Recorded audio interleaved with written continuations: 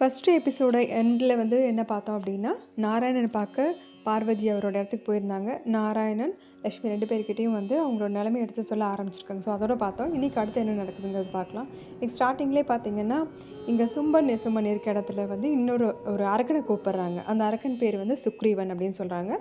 அந்த அரக்கன்கிட்ட வந்து சும்பன் என்ன சொல்கிறான் அப்படின்னா, நீ போய் பார்வதியை போய் பாரு, நீ அவகிட்ட பேசுகிற விதத்தில் அவள் வந்து என்னை கல்யாணம் பண்ணிக்க நினைக்கணும், அந்த மாதிரி நீ போய் பேசு அப்படின்னு சொல்லி அவனை தூதுவனை அனுப்பி வைக்கிறான். இங்கே பார்வதி நாராயணன் கிட்டே எல்லா டீட்டெயில்ஸும் சொல்லிவிட்டு, நான் வந்து கைலாயத்தோட ராணியாக இருக்கிறதுனால அந்த பொண்ணை கண்டுபிடிக்கிற பொறுப்பை என்கிட்ட ஒப்படைச்சிருக்காரு மகாதேவர் அப்படின்னு சொல்லி சொல்கிறாங்க. அப்போது வந்து நாராயணன் கேட்குறாரு, அப்போது நீ யுத்தத்தை நிறுத்தணும்னு நினச்சேன்னா அந்த பொண்ணை நீ கண்டுபிடிக்கணும், எங்கே போய் தேடுவேன் அப்படின்னு சொல்லி கேட்குறாரு.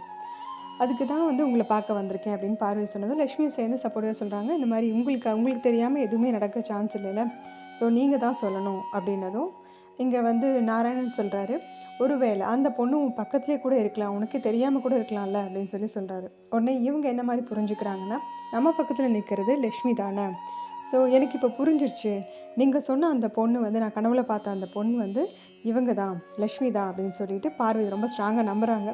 அவங்க என்ன சொல்கிறாங்கன்னா, நீங்கள் வந்து அந்த உங்களுக்குள்ளே இருக்கக்கூடிய அந்த சக்தியை நீங்கள் உணர்ந்துட்டிங்கன்னா இந்த யுத்தம் நின்றும் அப்படின்னு சொல்லி இவங்கள மோட்டிவேட் பண்ணுறதுக்கு பார்க்குறாங்க. இதை கேட்டதும் லக்ஷ்மி கொஞ்சம் பயப்படுறாங்க. நான் வந்து செல்வத்தை கொடுக்குறவ தான், போர்லாம் எனக்கு சரி வராது அப்படிங்கிறாங்க. அதுக்கு வந்து இல்லை நீங்கள் வந்து சாதாரணமான பெண்லாம் கிடையாது, நீங்கள் ஒரு திவ்யமான ஒரு பெண், நீங்கள் என்ன உங்களை பற்றி நீங்கள் ரொம்ப குறைவாக நினச்சிட்ருக்கீங்க, நீங்கள் நாராயணனோட ஒய்ஃபு, சிவனோட பக்தியாக இருக்கீங்க அப்படின்றதும் லக்ஷ்மி திரும்ப சொல்கிறாங்க, நீங்கள் வந்து சிவனோட மனைவி, நாராயணனோட சகோதரியாகவும் இருக்கீங்க, அதனால் உங்களுக்கு வேணால் சக்தி இருக்கலாம் அப்படின்னு சொல்லி 2 பேரும் இப்படி பேசிகிட்ருக்காங்க. இவங்க திரும்பவும் பார்வதி வந்து மோட்டிவேட் பண்ணுற மாதிரி, வைரக்கல் வந்து அதுக்கு சுயமாகவே பிரகாசம் இருக்கும், நான் சாதாரண பொண்ணு தான், நீங்கள் உங்களோட சக்தியை சீக்கிரமாக உணர்ந்து உங்களோட அந்த உருவத்துக்கு வந்துடுங்க அப்படின்னு சொல்லிட்டு, மனசு இருந்தால் மலை மாதிரி மாற்று கொண்டு வர முடியும் அப்படின்லாம் மோட்டிவேட் பண்ணிக்கிட்டே இருக்காங்க.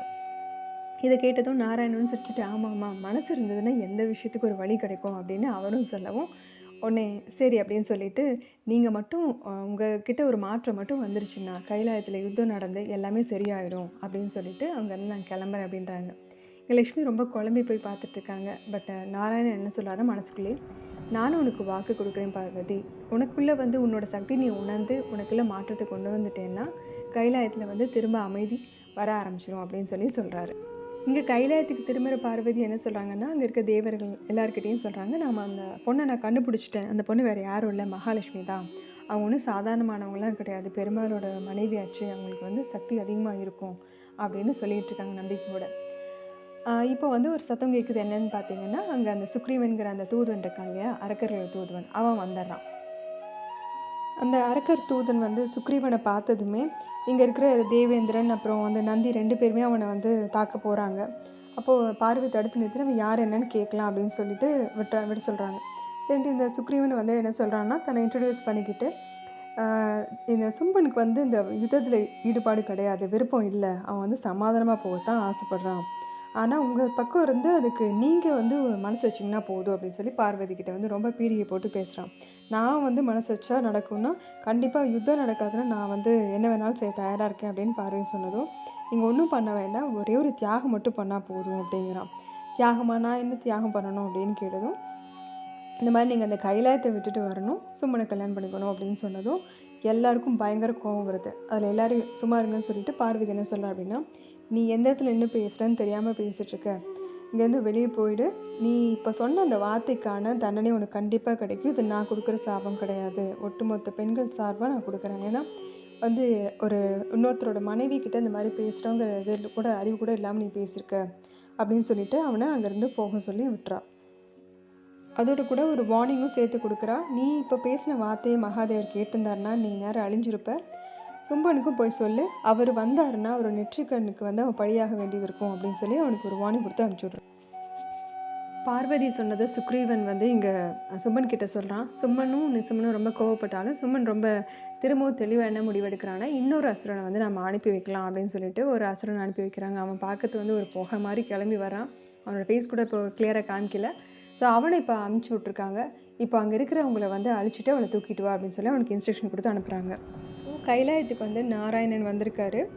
இங்கே அவர் சிவன்கிட்ட பேசிகிட்ருக்காரு. சிவன் கையில் வந்து ஒரு வில்லு அம்பு 2 வச்சுருக்காரு. அதில் சொல்கிறாரு, இந்த அம்பு வந்து பார்வதி, இந்த வில்லு வந்து வளைஞ்சாதான் அந்த அம்பு அதோட இலக்கை நோக்கி நகர முடியும். நம்ம இப்போ வந்து கொஞ்சம் வளைஞ்சு கொடுத்து தான் ஆகணும். ஒரு பெண் தன்னோட சக்தியை உணரணும்னா பதி கொஞ்சம் விலகி நடந்து இருக்கிறதா நல்லது அப்படின்னு சொல்கிறாரு. அது மட்டும் இல்லாமல் பார்வதி வர சத்தம் கேட்டதுமே நாராயணன் கிட்ட சொல்கிறாரு, நீங்கள் இப்போ வந்து யோக நித்திரைக்கு போக வேண்டிய டைம் தானே அப்படின்னு சொல்லி அவரையும் அனுப்பிச்சி விட்றாரு. அனுப்பிச்சி விட்டுட்டு மனசுக்குள்ள சொல்கிறாரு, இந்த மாதிரி இந்த நான் அந்த வில்லு இருக்கு இல்லையா, அந்த வில்லில் இருக்கக்கூடிய நான் வந்து வளைஞ்சா மட்டும் பத்தாது, கொஞ்சம் பின்னோக்கி நகர்ந்தாதான் இந்த அம்பு இந்த இடத்த விட்டு நகர்ந்து இலக்கை நோக்கி நகர முடியும் அப்படின்னு சொல்லிட்டுருக்காரு. பார்வதி அவங்க இருக்கிற இடத்துக்கு வந்துடுறாங்க. ரொம்ப ஆக்ரோஷமாக வந்துட்டுருக்காங்க கோவத்தோட. இவர் ரொம்ப கூலாக என்ன சொல்லாருன்னா, கௌரியோட கண்கள் எப்பவும் காற்றுல தானே இருக்கும், இப்போ ஏன் இவ்வளோ குரோதம் இருக்குது அப்படின்னு கேட்டதும், சும்மன் சொன்ன வார்த்தைகளை கேட்டிருந்தீங்கன்னா உங்களுக்கும் குரோதம் இதுக்கு மேலே வந்திருக்கும். அது மட்டும் இல்லாமல் நெத்திக்கனே திறந்துருப்பீங்க, இந்த இடமே இந்த நேரத்துக்கு பஸ்பமாக இருக்கும் அப்படின்னு சொன்னது ரொம்ப அமைதியாக நிற்கிறாரு. சொல்கிறான், இந்த மாதிரி சும்பன் வந்து என்னை கல்யாணம் பண்ணிக்கணும்னு ஆள் அமைச்சிருக்கான், தூது அமைச்சிருக்கான் அப்படின்னு சொல்லிட்டு திரும்பி பார்க்குறான். திரும்பி பார்த்தா இவர் ரொம்ப ரொம்ப அமைதியாக இருக்கார். பார்வதி கேட்குறா, ஏன் இவ்வளோ அமைதியாக இருக்கீங்க அப்படின்னு கேட்டதும், இல்லை அவன் வந்து பிரம்மா கிட்ட வரம் வாங்கியிருக்கான் இல்லையா, அதனால் என்னால் ஒன்றும் பண்ண முடியாது, அதனால தான் அமைதியாக இருக்கேன் அப்படின்னதும் இவளுக்கு வரும் பாருங்க இருக்கும். ரொம்ப அற்புதமாக பேசுகிறீங்க. உங்களோட இடத்துக்கே வந்து ஒருத்தன் வந்து உங்களோட மனைவியை அவமானப்படுத்திட்டு போயிருக்கான், ஆனால் உங்களுக்கு வந்து பிரம்மாவோட வரம் தான் ரொம்ப முக்கியமாக தெரியுதா அப்படின்னு சொல்லி ரொம்ப கோபமாக ஆக்ரோஷமாக சத்தம் போடுறான். உங்களோட பூதகணங்களுக்கே அவ்வளோ கோவம் வருது அவன் சொன்னது கேட்டால், நீங்கள் மட்டும் ரொம்ப அமைதியாக இருக்கீங்க அப்படின்னது இவர் சொல்கிறாரு. கைலாயத்தோட ராணியாச்சு நீ, இங்கே என்ன டெசிஷன் இப்போ எடுக்கணுமோ அதை நீயே எடுக்கிறதுக்கு முழு சுதந்திரமும் உனக்கு இருக்குது. நீ அதோட ரொம்ப கூலாக என்ன சொல்லாருன்னா, நான் இப்போது தியானம் பண்ண வேண்டிய டைம், இப்போவே நான் போய் ஆகணும் அப்படின்னு சொல்லார். இது கேட்டதும் நமக்கு பயங்கர ஷாக்கிங். உங்கள் மனைவிக்கு ஒரு அவமானம், இந்த மாதிரி சூழ்நிலையில் போய் உங்களுக்கு வந்து தியானம் பண்ண போகிறேன் அப்படின்னு சொல்லிட்டு போகிறீங்களே, இந்த அம்மா பயங்கர டென்ஷன் ஆகுது. ஒரு நிமிஷம் நில்லுங்க, ஒரு மனைவிக்கு வந்து ஒரு பிரச்சனைங்கிறப்ப அவரோட கணவன் கூட இருந்தே ஆகணும் இல்லையா, நீங்கள் பாட்டுக்கு போகிறீங்க அப்படின்னு சொல்லி அந்த அம்மா தடுத்து நிறுத்துது. இவருடனே திருப்பி கேட்குறாரு, ஒரு கணவன் வந்து ஒரு மனைவிக்கு பிரச்சனைனா வந்து நிற்கணுமா, ஏன் ஒரு பொண்ணுக்கு ஒரு பிரச்சனைனா கணவனை நாடனவங்க அவங்களே இந்த பிரச்சனை எடுத்து நிற்க முடியாதா? ஒரு பிரச்சனைன்னு மட்டும் இல்லை, ஒரு குற்றம் நடக்குதுன்னா அவங்களால வந்து அதை தடுத்து நிறுத்தவும் முடியாதா? ஏன் அப்படி நீங்கள் நினைக்கிறீங்க அப்படின்னு சொல்லி உன்னோட யுத்தத்தில் நீ தான் கலந்துக்கணும், நீ தான் அதில் ஜெயிக்கணும். அதுக்கு பதிலாக வேறு யாரோ உனக்கு பதிலாக வந்து போரில் கலந்துக்கிட்டாங்கன்னா அந்த வெற்றி உனக்கு கிடையாது. யாரோ உன் மேலே கருணை இறக்கம் காட்டி தான் அந்த மாதிரி பண்ணியிருப்பாங்க. அந்த மாதிரி கருணை இறக்கம்லாம் என்னோட மனைவி என்னுடைய அத்தனாருக்கே தேவையில்லை அப்படிங்கிறார். ஆனால் பார்வதி கேட்குறாங்க, அவங்க கொடூரமான அரக்கர்களாச்சு, அவங்கள எடுத்து நான் எப்படி நிற்க முடியும் அப்படின்னு கேட்டதும், இல்லை நீ அந்த மாதிரி நினைக்க வேண்டாம், நீ என்னோட அர்த்தநாரி, சங்கரனோட அர்த்தநாரி, அதனால் நீ மன தைரியத்தோட நம்பிக்கையோடு இரு. ஏன்னா நான் ஏற்கனவே சொன்ன மாதிரி அந்தம் தான் ஆரம்பமாக மாறுது. இப்போது அவநம்பிக்கை முடிஞ்சு நம்பிக்கை பிறக்கக்கூடிய நேரம் நெருங்கிருச்சு, அதனால் நீயே இந்த போரை இந்த யுத்தத்தை நடத்து அப்படிங்கிறாரு. எனக்கு உன் மேலே முழு நம்பிக்கை இருக்குது, நீ இந்த கொடுமையான அசுரர்களை வந்து எதிர்த்து நீ அவங்கள எப்படியும் ஜெயிப்பேன்னு நான் நம்புகிறேன் அப்படின்னு சொல்லிட்டு அவர் பாட்டு வந்து போகிறாரு. இந்த அம்மா கையை பிடிச்சி பல எப்படி நிறுத்துது. நீங்கள் இப்போ என்ன சொல்ல வரீங்கன்னு எனக்கு உண்மை புரியவே இல்லை. நீங்கள் பாட்டுக்கு இப்போ போய் தியானத்தில் உட்காந்துட்டிங்கன்னா சர்வநாசம் நிகழ்ந்துராதா அப்படின்னு சொல்லி இந்த அம்மா திரும்ப அழுதுகிட்டே கேட்குறாங்க. என்ன நடந்தாலும் சரி, அதில் வந்து நான் தலையிட மாட்டேன், நான் உன் கூட இருக்கணும் அப்படிங்கிற அவசியம் இந்த யுத்தத்தில் கிடையாது. இருந்தாலும் ஒன்று சொல்கிறேன், எப்போ உன்னோட கை மீறி எல்லா விஷயங்களும் போகுதுன்னு நினைக்கிறியோ அப்போது இந்த வில்வத்தை வந்து எடுத்துப்பாரு அப்படின்னு சொல்லிட்டு ஒரு வில்வத்தை வரவழைச்சி அந்த அம்மா கையில் கொடுத்துட்டு அவர் பாட்டு போய் தியானத்தில் ரொம்ப அமைதியாக உட்காந்துடுறாரு. இந்த அம்மா அப்படியே மனசு முழுக்க அதிர்ச்சி, கோபம், பயம், அழுகை எல்லா உணர்வுகளோடு அப்படியே அங்கேருந்து இறங்கி வர்றாங்க. அவங்களுக்கு வந்து அடுத்து என்ன சொல்கிறதுன்னு தெரியல. அவரும் தியானத்தில் உட்காந்துட்டார். இப்போ அந்த அம்மா வெளியே வந்ததுக்கு அப்புறமேல அவர் கண்ணை திறந்து பார்க்குறாரு. நிஜமாகவே இந்த சீனில் வந்து அவங்கள பார்க்கறதுக்கு ரொம்ப வருத்தமாக இருக்குது. என்ன பண்ணுறதுன்னு தெரியாமல் இவங்களும் வந்து சிவன் உட்காந்துருந்த இடத்துல விட்டு கைலாயத்தோட என்ட்ரன்ஸ் கிட்டே வர்றாங்க. வந்து பார்த்தா இங்கே லக்ஷ்மி, சரஸ்வதி, இந்திராணி, மற்ற தேவர்களோட மனைவிகள் அவங்கெல்லாம் வந்து நிற்கிறாங்க. நீங்கள்லாம் வந்திருக்கீங்க, நீங்கள் யுத்தம் பண்ண போகிறீங்களா அப்படின்னு அவங்ககிட்ட ரொம்ப அப்பாவியாக தான் கேட்குறேன். அப்போ லக்ஷ்மி சொல்கிறாங்க, இல்லை நாங்கள் யுத்தம் பண்ண போகிறதில்ல. லக்ஷ்மி சரஸ்வதி 2 பேரும் சொல்கிறாங்க, நாங்கள் யுத்தம் பண்ண போகிறதில்ல, ஆனால் இந்த மாதிரி சூழ்நிலையில் உங்களை விட்டுட்டு போகிறதுங்க மனசில் நாங்களும் உங்கள் கூடவே இருக்கோம் அப்படிங்கிறாங்க.